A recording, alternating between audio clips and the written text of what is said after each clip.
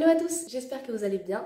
Aujourd'hui on se retrouve dans une nouvelle vidéo dans ma cuisine. D'ailleurs je suis désolée si le son n'est pas optimal, mais j'essaierai de parler au mieux pour que vous entendiez bien ce que je dis. De toute façon ce qui est aussi important c'est de voir ce que je vais faire dans cette vidéo. Aujourd'hui j'avais envie de vous montrer un de mes repas que j'allais me faire. Je vais vous montrer le repas de midi et vous me direz en commentaire si vous aimez bien ce concept et si vous voulez que je fasse ça plus souvent, que je vous montre parfois un de mes repas de la journée, comment je le fais et surtout de vous montrer que c'est simple, rapide, efficace et que ça peut être sain, végétarien, voire même végétal. Comme vous le savez, je mange végétarien et je mange aussi la plupart du temps végétal, donc je dirais à peu près 80%, j'essaie au plus possible de faire un repas vegan. Du coup, je vais vous montrer mon repas de midi, donc je vais cuisiner pour deux. Vous pouvez adapter les quantités si c'est pour vous seul ou pour même plus de deux personnes. Je vais juste vous montrer qu'avec des ingrédients très simples, on peut faire quelque chose de bon, de complet, de rapide et de sain. C'est parti pour cuisiner ensemble. Déjà, premièrement, je vais m'attacher les cheveux. À chaque fois que je cuisine ou que je mange, je m'attache les cheveux. Voilà, déjà, petite queue de cheval rapidement. Du coup, à midi, c'est dalle de lentilles corail avec du quinoa, donc je vais vous montrer ce que j'utilise. Donc forcément pour faire un dalle de lentilles corail il me faut des lentilles corail. Dans ce dalle je vais mettre du coup plusieurs choses, donc je vais ajouter forcément du lait de coco et je vais ajouter aussi mes petits légumes à l'intérieur, donc je vais mettre des petits pois. Je vois d'ailleurs que j'en ai pas beaucoup, là c'est des petits pois congelés, de toute façon ça peut être congelé ou en conserve.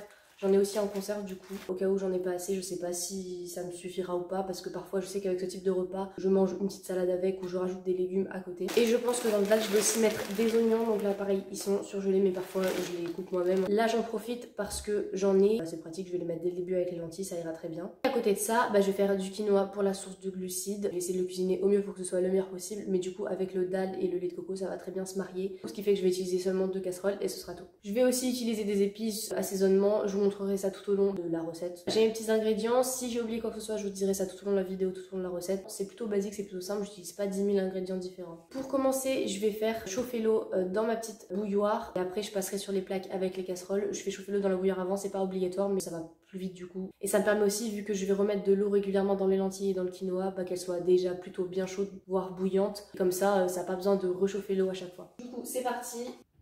Petite hotte. Du coup, voici où je vais cuisiner. Donc, il y a une petite casserole. J'ai besoin que des plaques aujourd'hui, donc c'est pratique. J'en ai pris une pour le quinoa, une autre pour les lentilles corail. Et je vais peser mes lentilles corail d'abord. Elles sont juste là. Pour deux, j'ai mis 150 grammes. Bon, parfois je fais plus 140, parfois je fais plus 160, ça dépend. À vous de choisir combien de grammes vous mangez. C'est en fonction de chacun. Et je vais directement peser le quinoa. Aujourd'hui j'ai décidé de faire la même quantité des deux, donc j'ai mis aussi 150 grammes de quinoa pour deux. Parfois ça change, parfois je vais mettre 140 de quinoa, 160 de lentilles corail ou je vais inverser.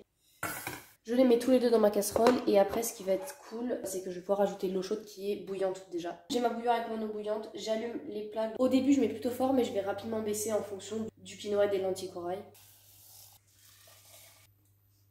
Pour l'instant je garde ma bouilloire à côté, parfois je la range là-bas et puis parfois je remets à chauffer l'eau, ça dépend. Je vais surtout prendre une spatule pour remuer.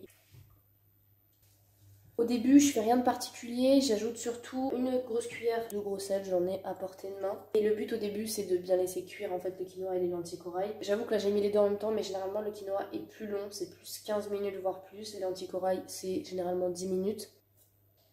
Là, ça commence à chauffer comme vous pouvez le voir. Là particulièrement, vu que je vais mettre des oignons dans le dalle, je vais les ajouter maintenant parce qu'ils sont congelés, donc il faut quand même que ça décongèle et que ça chauffe bien et que ça se mélange bien avec le reste, donc je vais les mettre tout de suite. J'ai fait à l'œil pour les oignons, voilà, j'ai pas de quantité particulière, j'en mets juste pas trop parce qu'en fait il n'y en a pas besoin de beaucoup.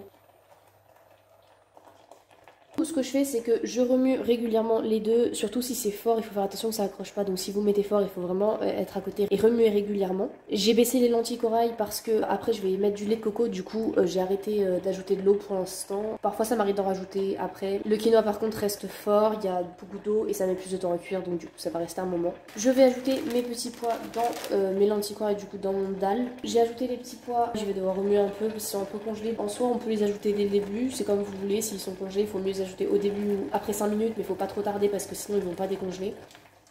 Si cependant vous avez des petits pois en conserve, vous pouvez les ajouter plus à la fin parce qu'il n'y a pas besoin qu'ils décongèlent. Après c'est bien de les laisser quand même un petit peu avec le mélange pour que ça prenne les épices, le lait de coco, etc. Mais il n'y a pas besoin de les mettre dès le début. Le quinoa s'est calmé un peu parce que je viens de rajouter de l'eau. Alors j'ai baissé radicalement les deux parce qu'il y a de moins en moins d'eau. Et étant donné qu'il y a beaucoup moins d'eau dans les lentilles corail, je vais rajouter le lait de coco. Je vais pas tout mettre bien sûr, après je mets à l'œil, je vais pas vous mentir. Donc je fais vraiment en fonction de la quantité de lentilles corail que j'ai. De toute façon je vais remuer pour voir si c'est suffisant.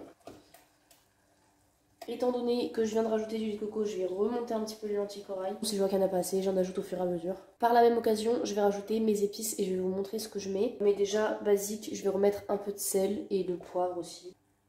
Dans les deux bien sûr. Et puis après généralement ça m'arrive de goûter pour savoir s'il faut que je ressale et que je repoivre. Sinon parfois on le fait dans nos assiettes. Dans les deux aussi je vais mettre un peu de paprika, mais je vais en mettre surtout dans les lentilles corail. Le quinoa c'est vraiment pour accompagner. Je mets moins d'assaisonnement et vous allez voir que dans le dalle je vais mettre beaucoup plus d'assaisonnement. Quand il n'y en a plus, il y en a encore.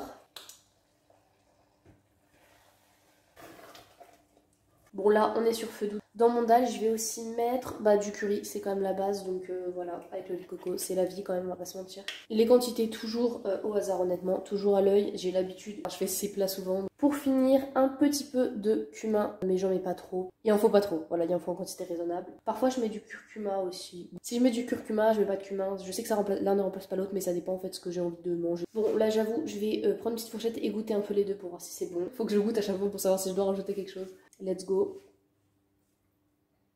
Pour le quinoa, selon moi, il manque un peu de cuisson, donc ce que je fais, c'est que je rajoute un peu d'eau, je remonte un peu la plaque, et c'est reparti.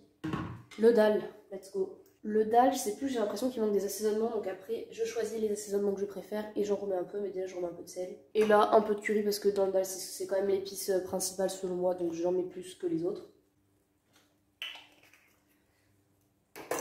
Mais sinon, c'est pas trop mal, je crois. En vrai, là, ça me paraît bien, ça me paraît quasiment terminé, donc je pense que je vais servir. Je vais même arrêter la plaque, ce sera fait.